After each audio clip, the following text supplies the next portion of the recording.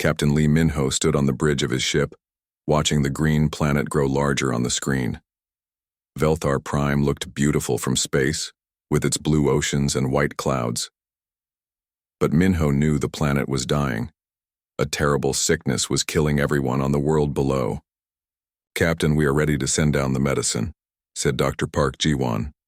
She was the best doctor on the ship. Her team had worked for months to make the cure for the Veltharian plague. Minho nodded. "Send it down. Make sure they get everything they need." This was what humans did. When other species got sick, humans helped them. When planets ran out of food, humans shared their crops. When wars started between alien races, humans came to make peace. For 200 years, humans had been the helpers of the galaxy. The other aliens called humans the gentle giants. Humans were bigger and stronger than most other species, but they never used their strength to hurt anyone. Instead, they used it to help build hospitals, carry supplies, and rescue people from danger. Ji-won smiled as she watched the medicine ships fly down to the planet. "Another species saved," she said. "The Veltharians will live because of what we did today." But Minho felt worried. The Veltharian leader had not said thank you when they asked for help. He had just demanded that humans bring the cure quickly. There was something cold in his voice that made Minho uncomfortable. Far away on Earth, Ambassador Choi Yuna was reading reports that made her feel sick. The reports came from human colonies across the galaxy. Strange things were happening, and the colony world of New Sol, the insect-like Kithara, had landed their ships. They said they were there to protect the humans from space pirates. But the Kithara soldiers carried big guns and told the humans what they could and could not do on Air. The farming world of Terra Nova. The fish-like Narathi had claimed half the planet. They said humans were too weak to keep such good farmland. The Narathi brought their own people to live on the land that humans had spent 50 years making ready for crops. On the mining world of Hope Station, the crystal beings called Zephyrite were taking humans away. They said they needed to study human biology. The humans who came back were different. They moved slowly and their eyes looked empty. Yuna put down the reports and rubbed her tired eyes. She had been Earth's voice in the Galactic Confederation for 10 years. The Confederation was supposed to keep peace between all the species in the galaxy. But lately, peace seemed to mean that humans should be quiet while other species took what they wanted. She picked up her communicator and called the Confederation Council. "We need to talk about what is happening to human colonies," she said. The voice that answered was mechanical and cold. It belonged to the Zephyrite counselor. "Ambassador Yuna, the Council will consider your concerns when time permits. Please, remember that the Prime Directive states we cannot interfere in natural species development." Natural development? Yuna felt angry. "The Kithara are pointing guns at human children. The Narathi are stealing our farms. How is this natural?" "Humans chose to be peaceful," the Zephyrite said. "If they cannot defend what they have, perhaps they do not deserve to keep it." The communication ended. Yuna stared at the silent device in her hand. She had spent her whole life believing that being kind and peaceful was the right way to live. But what good was kindness if no one respected it? Back on his ship near Velthar Prime, Captain Minho got a message that changed everything. It came from engineer Kim Taehyung on the colony world Haven 7. "Captain," Taehyung's voice was shaking. "We need help. The Kithara ships are here. They are not talking. They are shooting." The message cut off. Minho tried to call back, but there was no answer. He ordered his ship to fly as fast as possible to Haven 7. When they arrived 3 days later, Minho wished they had never come. Haven 7 was burning. The beautiful cities that humans had built were now piles of broken stone and metal. The green parks where human children played were black with ash. Dr. Ji-won worked without stopping to help the few humans who were still alive. But there were so few. Out of 50,000 people who lived on Haven 7, only a few hundred were left. "Why?" asked a little girl whose parents were dead. "Why did they hurt us? We never hurt them." Ji-won had no answer. She held the child and cried. Minho walked through the ruins of the colony's main street. He saw a small toy robot that belonged to some child. It was broken and covered in dust. Next to it was a family photo, torn and burned around the edges. Engineer. Taehyung found Minho there. Taehyung had cuts on his face and his arm was broken, but he was alive. "Captain, they laughed," he said. "When we asked them to stop, they laughed. They said humans were too soft to fight back." "Did you call the Confederation for help?" Minho asked. Taehyung's face became angry. "They said they would investigate. That was 3 days ago. They are still investigating while our people are dead." That night, Minho could not sleep. He kept thinking about the little girl's question. Why did they hurt us? The answer was simple and terrible. They hurt humans because humans let them. Dr. Jiwon came to his room with something in her hands. It was a computer pad with data on it. "Captain, you need to see this," she said. "I found something about the Veltharian plague." Minho looked at the data. What he saw made him feel cold inside. The plague was not natural. Someone had made it in a laboratory. Someone had created the sickness on purpose. "The Veltharians made their own plague?" he asked. "Yes," Jiwon said. "They made their people sick so humans would come to help them. They wanted to steal our medical technology. They never planned to say thank you. They planned to use our kindness against us." Minho thought about all the times humans had helped other species. How many of those species had just been using human kindness? How many saw human generosity as weakness? The next morning, Ambassador Yuna received another report. This one was worse than all the others. 3 more human colonies were under attack. The Kithara, the Narathi, and the Zephyrite were working together. They were dividing up human space like pieces of a cake. Yuna called the Confederation Council one more time. "Our colonies are being destroyed," she said. "Our people are dying. You must help us." The Kithara counselor spoke this time. His voice sounded like grinding metal. "Humans are weak. In nature, the weak are eaten by the strong. This is the natural order." The Narathi counselor made a sound like water bubbling. "Humans waste good worlds with their soft ways. We will use these worlds properly." Even the peaceful-looking Altarian counselor did not help. "The council votes to monitor the situation," she said. "We cannot interfere." When the call ended, Yuna sat in her office and looked out at the stars. Somewhere, out there, human families were running from alien soldiers. Human children were crying for parents who would never come home. And the galaxy's great peacekeeping organization would do nothing because helping humans might make other species angry. For the first time in her life, Ambassador Choi Yuna understood something terrible.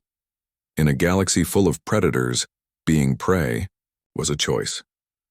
And humanity had been choosing to be prey for 200 years. She picked up her communicator and sent a message to every human colony, every human ship, and every human leader in the galaxy. The message was short. "Come home, we need to talk." On his ship flying away from the ruins of Haven 7, Captain Lee Minho got the message. So did Dr. Park Jiwon and Engineer Kim Tae-hyung. All across human space, people who had spent their lives helping others began to wonder if it was time to help themselves instead. The age of human kindness was ending. What would come next? No one in the galaxy was ready to discover. The news of Haven 7 spread across human space like fire. Every human colony heard about the 50,000 dead. Every human ship carried the story to the next star system. For the first time in 200 years, humans everywhere felt the same emotion at the same time. Pure, burning anger. Captain Lee Minho brought his ship to Earth's moon, where the Human Colonial Authority had its main building. As his shuttle flew toward the landing pad, he could see hundreds of other ships arriving. Colony governors, ship captains, scientists, and engineers were all coming to the emergency meeting that Ambassador Choi Yuna had called. Inside the meeting hall, the mood was dark.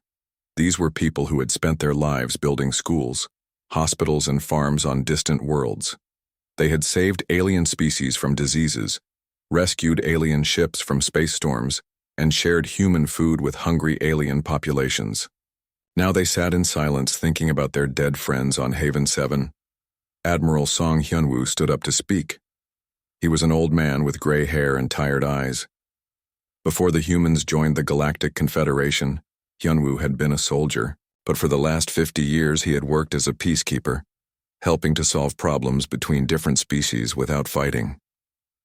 I have been watching the galaxy for a long time, Hyunwoo said. I know how other species think about us. They see our kindness as weakness. They see our help as something they deserve, not something we choose to give. Colonel Bae Suman was sitting in the front row. She was younger than Hyunwoo, but she had the same tired look in her eyes.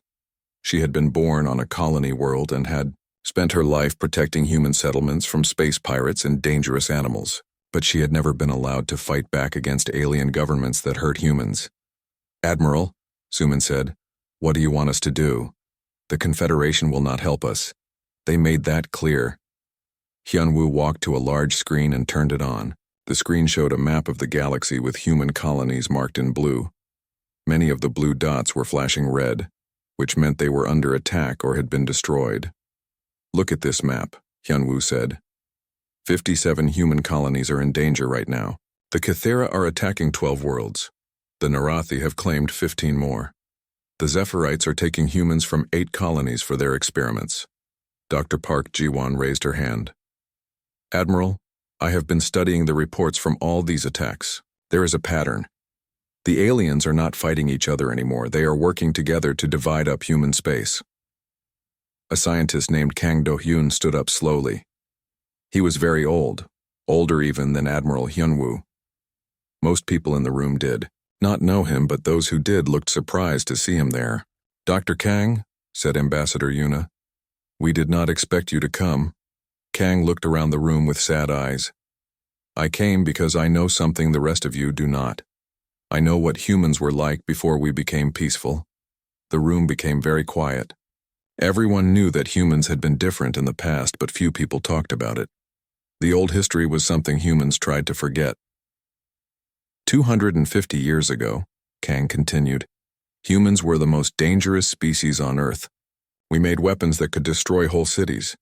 We fought wars that killed millions of people. We almost destroyed our own planet because we could not stop fighting each other. Engineer Kim Tae-hyung had been listening quietly, but now he spoke up. Dr. Kang, why are you telling us this? That was a long time ago. We are different now. Kang walked to a computer and typed in a secret code. New information appeared on the big screen. It showed designs for weapons, ships, and other military equipment that no one in the room had ever seen before. We are not different, Kang said. We just chose to hide what we really are. When humans joined the Galactic Confederation, we put all our weapons away. We destroyed our warships and promised never to fight again. But we kept the plans. We kept the knowledge. We kept it all in secret files, hoping we would never need it again. Captain Minho stared at the screen. The weapons shown there were beyond anything the current galaxy had ever seen. The ships were faster and more powerful than anything humans had built in the peaceful years. You mean we could fight back? Minho asked. We could do more than fight back, Kang said quietly. We could win. Ambassador Yuna felt sick. She had spent her whole life working for peace. The idea of humans going to war again scared her more than the alien attacks.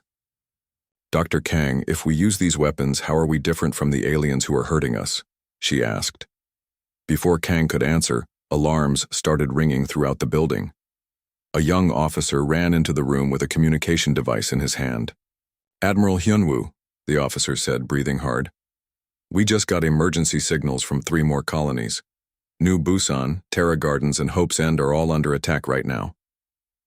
Dr. Ji-won grabbed the communication device. Terra Gardens? My sister lives there with her family. She tried to call her sister, but there was no answer. The communication systems on Terra Gardens had gone silent. Colonel Suman stood up, her face red with anger. How many more colonies have to die while we sit here talking? Admiral Hyunwoo looked around the room at all the angry, scared faces. These were good people who had never wanted to hurt anyone, but their families were dying while they tried to be peaceful. I am going to call the Confederation Council one more time, he said. I will ask them to stop this madness. If they refuse, he did not finish the sentence. Hyunwoo walked to the main communication system and called the Confederation Council. The alien counselors appeared on the screen looking bored and annoyed. "What do you want, human?" asked the Kithera counselor. His insect face showed no emotion.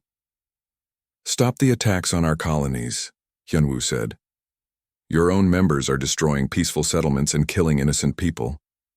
The Kithera counselor made a sound like laughing, but it was not a happy sound.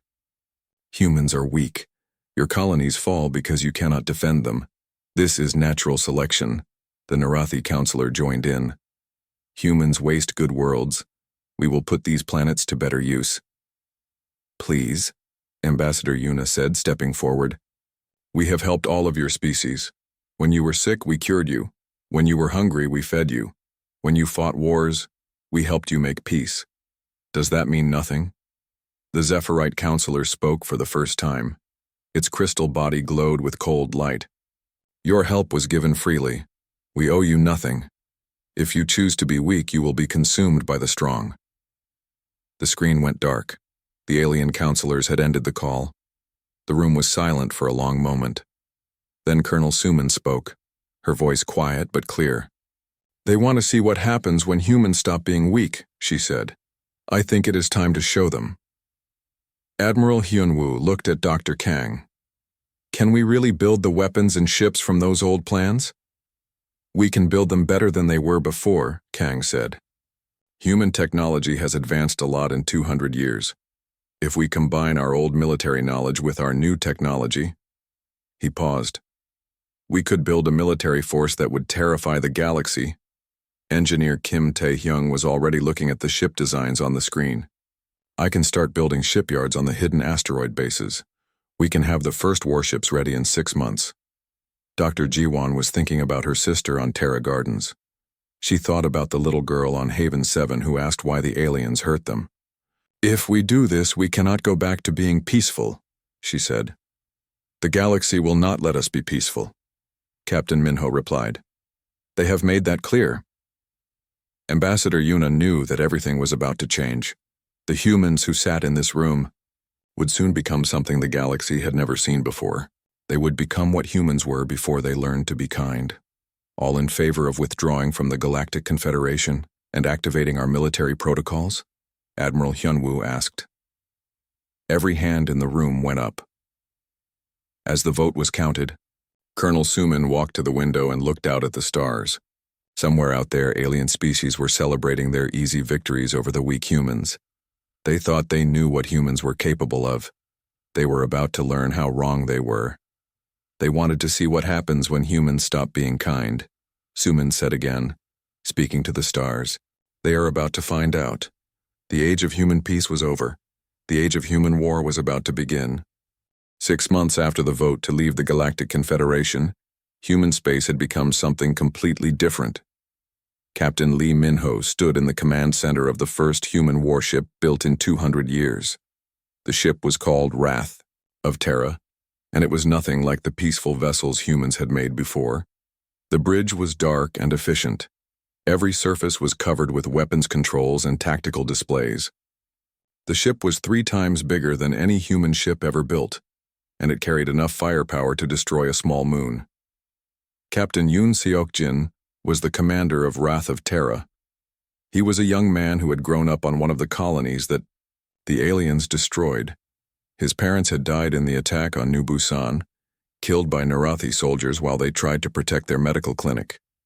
"Captain Minho," Seok-jin said, "the ship is ready for its first mission." Minho nodded. He had changed a lot in the last 6 months. The gentle diplomat was gone, replaced by something harder and colder. He had spent weeks studying alien psychology and military tactics. He knew how each alien species thought, how they fought, and most importantly, how they could be defeated. "What is our target?" Minho asked. "A Kithera slaving operation in the Kepler system," Seok-jin replied. "They have taken 8,000 humans from 3 different colonies. Intelligence reports they are selling our people to other species as workers." Dr. Park Ji-won was also on the bridge. She had become something new as well. Instead of healing, she now spent her time finding ways to hurt alien species. She had created special weapons designed for each type of alien biology. The Kythera have thick shells that protect them from normal weapons, she said. But their breathing holes are very sensitive. I have designed gas weapons that will make it impossible for them to breathe. Engineer Kim Tae-hyung had been even busier than the others. He had turned dead asteroid fields into hidden military bases. He had built weapons factories inside hollow moons.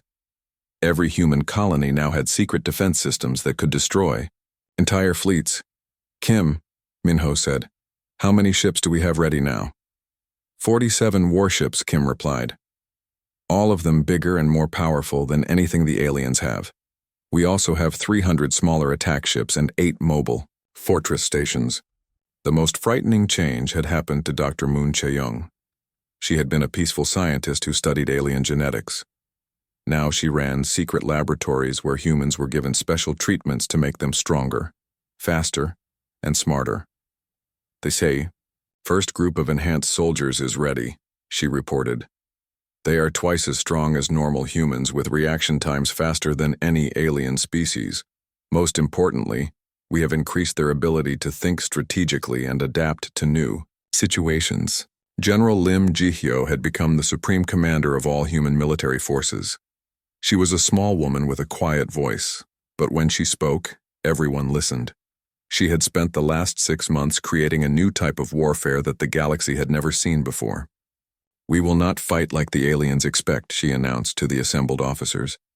They think war is about big fleets shooting at each other until one side runs out of ships. But humans understand that real war is about psychology. We will make them afraid to fight us. The first test of the new human military came when the Kythera attacked another human colony.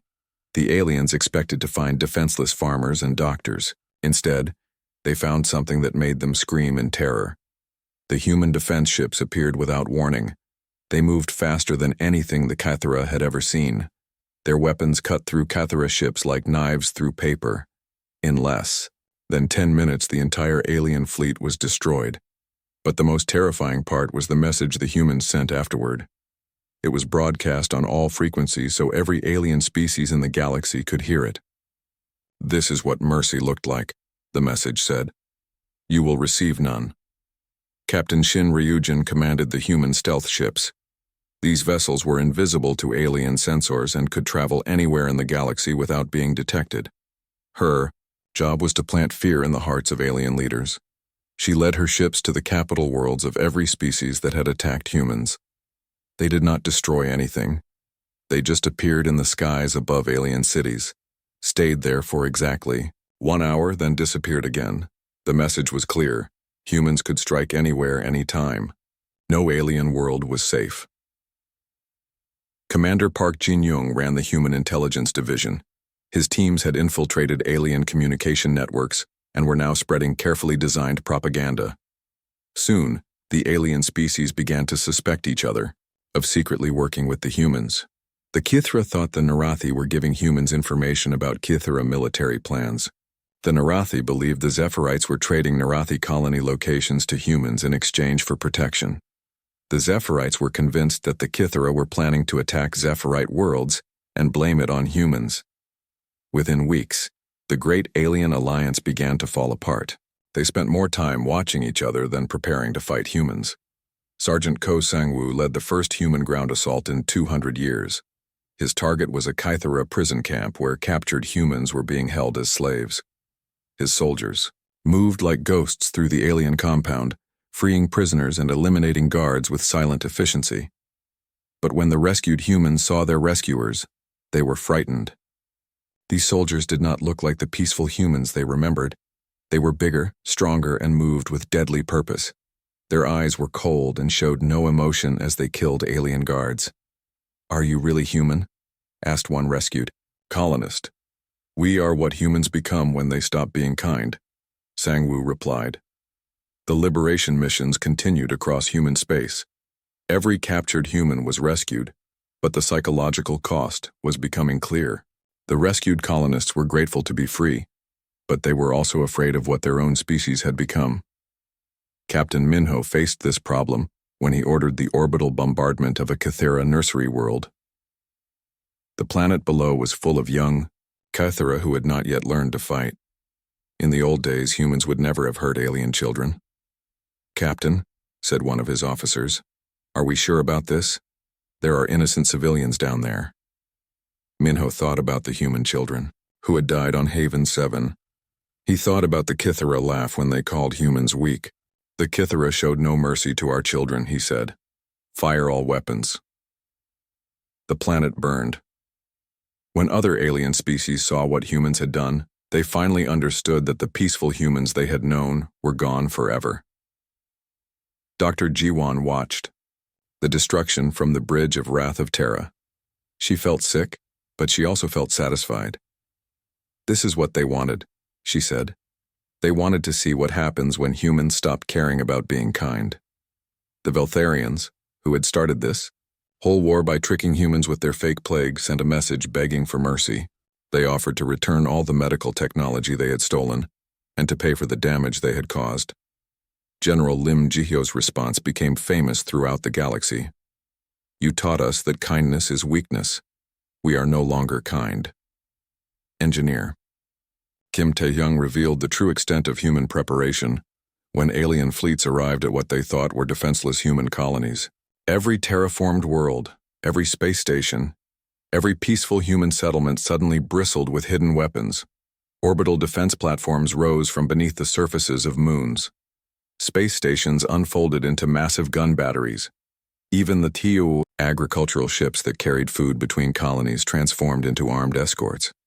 The aliens realized that humans had been preparing for this war for decades, even while they pretended to be peaceful. Every act of human kindness had been cover for military preparation. The final test came at the Battle of Nexus Prime, the capital of the old Galactic Confederation. A combined fleet of Kythera, Narathi, and Zephyrate ships gathered there to make their last stand against the humans. Admiral Song Hyunwoo commanded the human fleet personally. As they approached the alien armada, his communications officer received a message from the enemy. "The aliens are asking us to surrender," the officer reported. "They say they will show mercy if we stop fighting." Hyunwoo almost laughed. After everything that had happened, the aliens still did not understand what they were facing. "Send them our response," he said. The message was simple. "You had your chance to show mercy. You chose not to take it." The battle lasted only 4 hours. The human fleet moved with perfect coordination, using tactics that the aliens could not understand or counter. Every human ship seemed to know exactly where every other human ship would be. They fought like parts of a single deadly organism. When it was over, the alien fleet was completely destroyed. The humans had lost only 3 ships. As Admiral Hyunwoo looked at the wreckage floating in space, he wondered if they had gone too far. The humans had won, but at what cost? They had become everything they once swore they would never be again.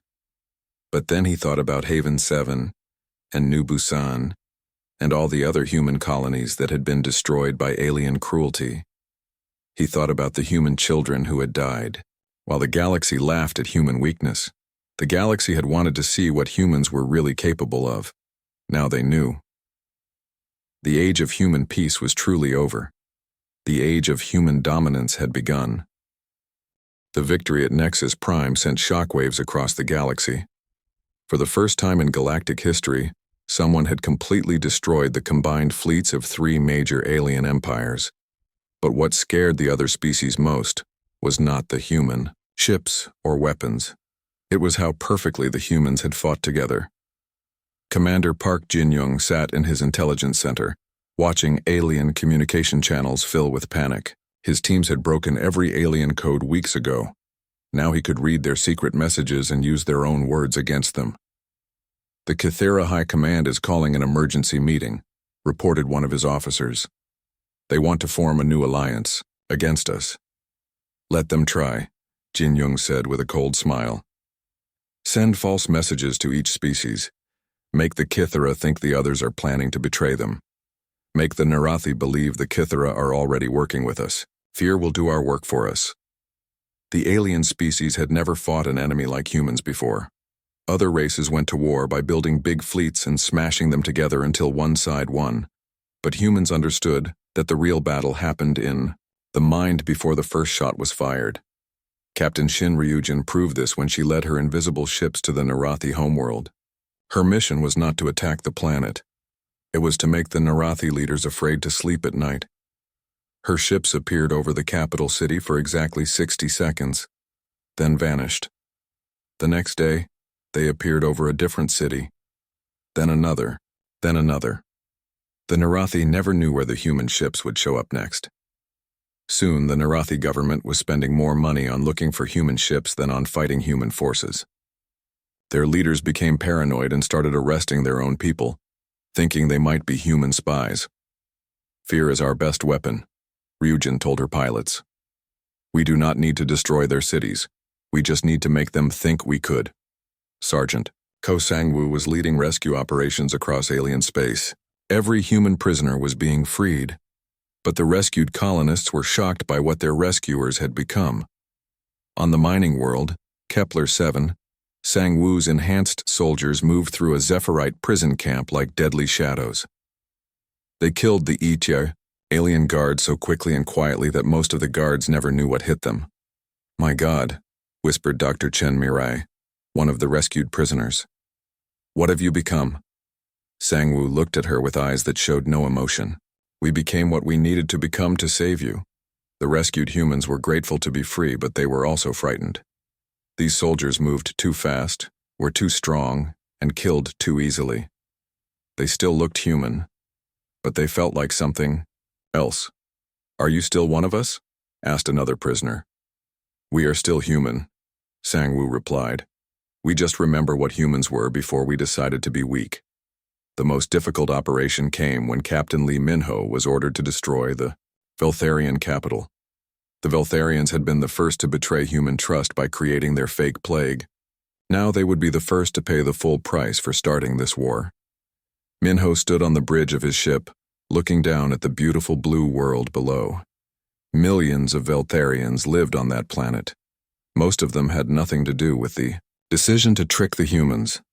They were just ordinary people living their lives. "Captain," said his weapons officer, "all systems are ready. We can begin the bombardment on your order." Min-ho thought about the doctor who had discovered the truth about the Veltharian plague. Dr. Park Ji-won had trusted the aliens and tried to help them. In return, they had laughed at her kindness and stolen her work. "Sir?" the weapons officer asked again. "Fire," Min-ho said. The orbital bombardment lasted 6 hours. When it was over, the Veltharian capital was a crater of melted glass. 3 million aliens were dead. Other alien species watched in horror as the humans did something that had never been done before in galactic history. They had completely destroyed the capital city of another species without even trying to negotiate. "First, send a message to every alien government," Min-ho ordered. "Tell them this is what happens to species that betray human trust." General Lim Ji-hyo watched the reports from her command center on Earth's moon. The human military machine was working perfectly. Every operation succeeded. Every target was destroyed. Every human prisoner was rescued. But she could see the cost in the reports from the rescued colonists. They were afraid of their own rescuers. They whispered about whether the soldiers who saved them were still human or something else. "General," said one of her advisors, "some of the rescued civilians are asking to be sent to neutral worlds. They say they do not feel safe around our enhanced soldiers." Ji-hyo understood their fear. The enhanced humans were stronger, faster, and smarter than normal people.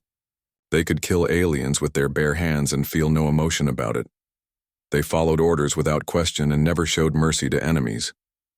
"We created them to save humanity," she said. "But we may have created something that humanity cannot live with." The problem became worse when the Narathi Empire tried to surrender.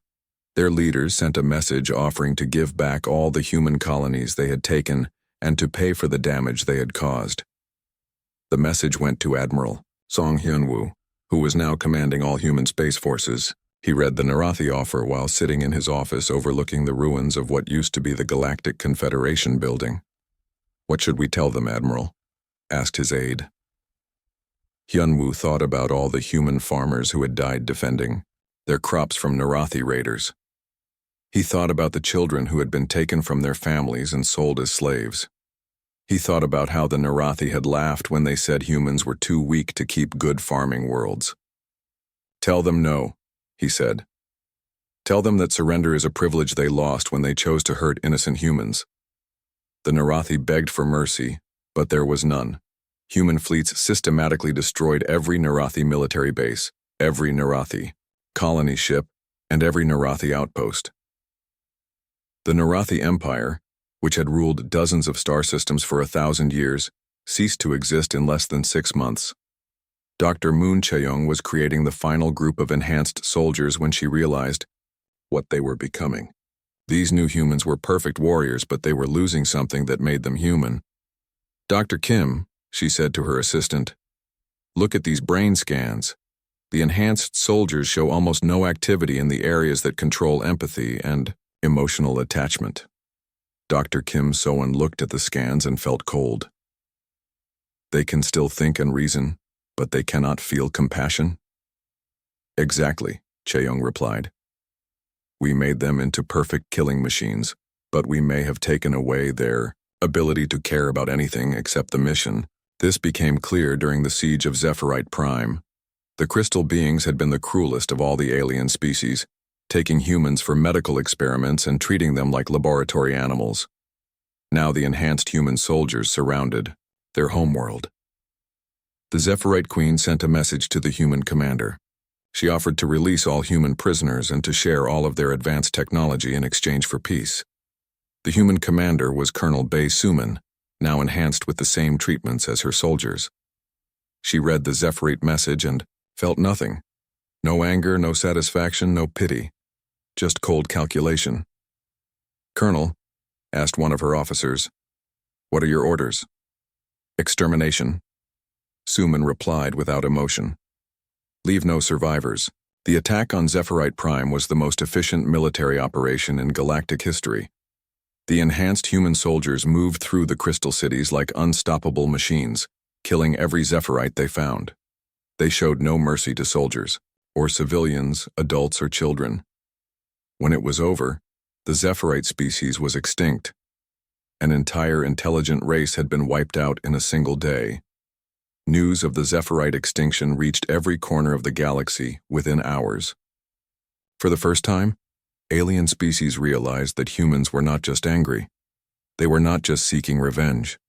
They were systematically destroying any species that had ever harmed a human. The remaining alien governments began to panic.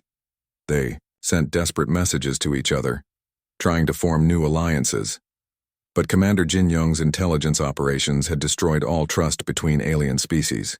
Each race was convinced that the others were secretly working with humans. Engineer Kim Tae-hyung completed his final project during this time. He had built a network of automated defense systems throughout human space. If anyone tried to attack a human world, hidden weapons would activate automatically. Human space had become an impenetrable fortress. "The network is complete," he reported to General Ji-hyo. "Every human world, every human ship, every human settlement is now protected by automated defenses. We will never be vulnerable again." Captain Yoon Seok-jin, commanding the massive warship Wrath of Terra, received new orders from Admiral Hyun-woo. He was to hunt down the remaining alien fleets and destroy them one by one. "Sir," asked his navigation officer, "what about alien ships that are trying to escape to other galaxies?" "Destroy them," Seok-jin replied. "No alien that has harmed humans will be allowed to live, no matter where they try to hide." As the human fleets spread across the galaxy, destroying the last remnants of alien military power, Ambassador Choi Yuna sat in her office and wondered what humanity had become. They had won. The aliens who had laughed at human kindness were dead or fleeing in terror. 1 year after the destruction of Zephyrite Prime, the galaxy was a very different place. The great alien empires were gone. The Kithra had been scattered to the edges of known space. The Narathi Empire was nothing but empty worlds and broken ships. The Zephyrites were extinct. The Veltharians lived in fear on their few remaining colonies. Ambassador Choi Yuna now serving as military governor of the former Confederation territories, stood in her office looking at reports that should have made her happy. Human colonies were safe. No alien species dared to threaten human settlements. The galaxy was more peaceful than it had been in centuries, but the peace felt wrong. It was not the peace of cooperation that humans had once dreamed of. It was the peace of fear, enforced by the threat of total destruction. "Governor," said her assistant, bringing in the daily intelligence briefing, "we have received surrender offers from 12 more alien species today. They are offering to become human protectorates in exchange for safety." Yuna read through the offers. The Altarians, who had once been neutral, now begged to serve humans. The Draknari, who had never attacked human colonies, offered to give humans half their territory just to avoid being destroyed. Dozens of smaller species were abandoning their homeworlds and fleeing to other galaxies. "What do the military commanders recommend?" Yuna asked. Admiral Hyun Woo suggests accepting the protectorate offers. General Jihyo believes we should reject them and maintain human isolation. Colonel Suman, the assistant paused. Colonel Suman recommends eliminating all alien species as potential future threats. Yuna felt sick. Colonel Bae Suman had once been a kind woman who protected human settlers from dangerous animals. Now she was an enhanced soldier who saw all aliens as enemies to be destroyed. The treatments that made her a perfect warrior had taken away her ability to show mercy. Captain Lee Minho arrived at Yuna's office an hour later. He was now an admiral, commanding the largest human fleet in history. But like many of the human military leaders, he was struggling with what they had become. "Yuna," he said, using her first name for the first time in years, "we need to talk about the enhanced soldiers." "What about them?" she asked, though she already knew the answer. "They are not human anymore," Minho said quietly. "They follow orders perfectly, they never show fear, and they kill without hesitation. But they also never laugh, never cry, and never show compassion. The treatments that made them perfect soldiers took away everything that made them human." Dr. Park Jiwon joined the meeting through a video call from her laboratory. She looked tired and much older than her years. Designing weapons to kill aliens had taken a toll on her spirit. "I have been studying the brain scans of our enhanced soldiers," she said. "The modifications we made cannot be reversed.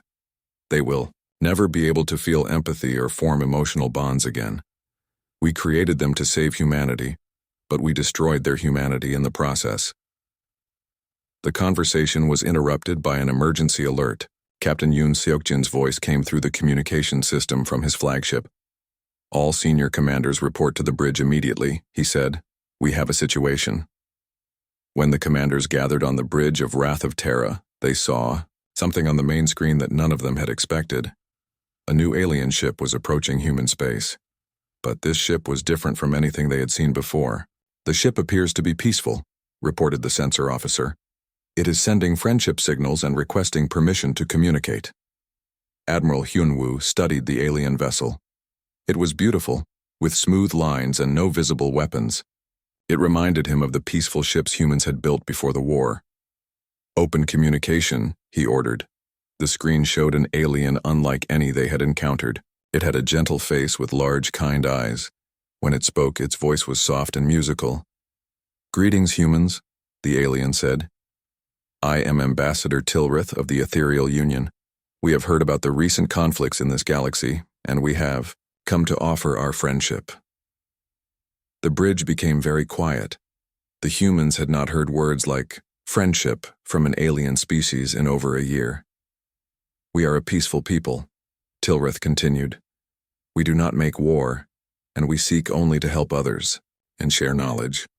We believe that all intelligent species can live together in harmony." Admiral Minho felt something strange happening in his chest. The alien's words reminded him of what humans used to believe, before the galaxy taught them that kindness was weakness. But Colonel Suman, standing beside him, showed no emotion at all. "It is a trap," she said coldly. "All aliens are enemies. We should destroy their ship now." Dr. Jiwon, watching from her laboratory, felt tears in her eyes. The ethereal alien sounded exactly like humans had sounded 2 years ago before the war changed them. "What do you want from us?" Admiral Hyunwoo asked the alien. "We want nothing," Tilreth replied. "We offer only friendship and cooperation. We have heard that your species has great knowledge of medicine and technology. We have knowledge of art and philosophy that we would gladly share. Together, we could learn from each other and build a better galaxy." General Lim Ji-hyo had been listening from her command center on Earth's moon. Now she spoke through the communication system. "Why should we trust you?" she asked. "Every alien species that offered us friendship betrayed us. Why would you be different?" The ethereal's large eyes showed sadness. "Because we have seen what happens when trust is broken. We have watched this galaxy tear itself apart with suspicion and hatred. We do not want to be part of that cycle." The human commanders looked at each other uncertainly. They had become so used to fighting that they had forgotten how to respond to genuine offers of peace. Engineer Kim Tae-hyung spoke from his asteroid base. "This could be our chance to show that we are still human, that we can still choose cooperation over destruction."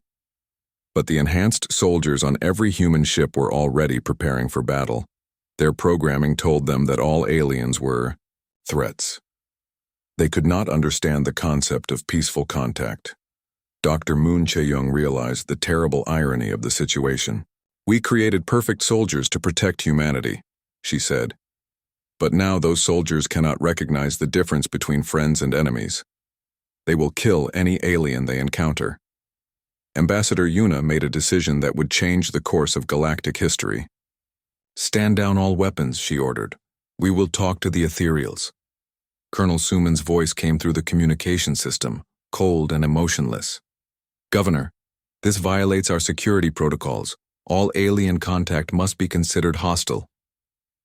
"I'm overriding those protocols," Yuna replied.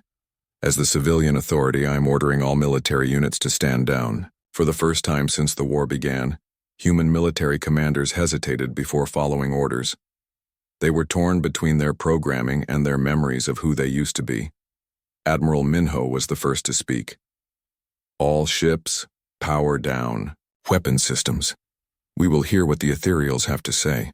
The next few hours were the most important in human history since they first joined the Galactic Confederation. Ambassador Tilreth and his diplomatic team came aboard the human flagship.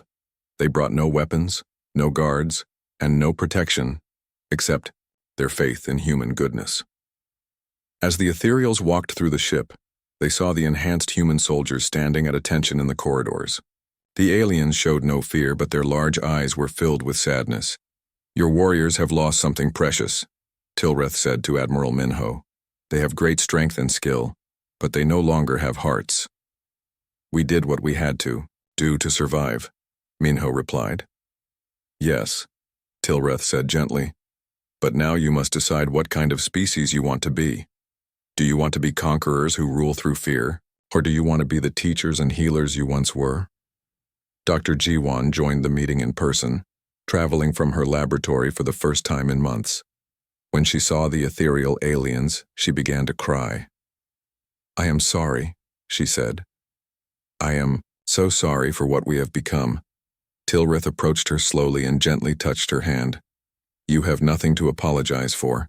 You were hurt, and you responded as any wounded creature would, but wounds can heal if you choose to let them." The ethereals stayed with the humans for 3 days. They shared their philosophy, their art, and their dreams of a peaceful galaxy. Slowly, some of the human commanders began to remember what they had been fighting to protect. Engineer Kim Tae-hyung was the first to make a concrete proposal. "We could help you build peaceful settlements," he said. "We could use our terraforming knowledge to create beautiful worlds instead of fortress planets." Dr. Ji-won wiped away her tears. "I could use my medical knowledge to heal instead of harm. We could work together to cure diseases and help suffering people." But the enhanced soldiers remained unmoved. They stood in the corridors like statues, unable to understand the concept of cooperation with aliens. General Ji-hyo faced the hardest decision of her life. "We have 2 choices," she announced to the assembled human leadership. "We can continue, to be the galaxy's greatest military power, ruling through fear and strength, or we can try to become something better. Colonel Suman spoke for the enhanced soldiers. Military efficiency requires the elimination of all potential threats. Aliens are threats. They must be destroyed. Admiral Hyunwoo looked at the enhanced soldiers and realized the terrible price of their victory.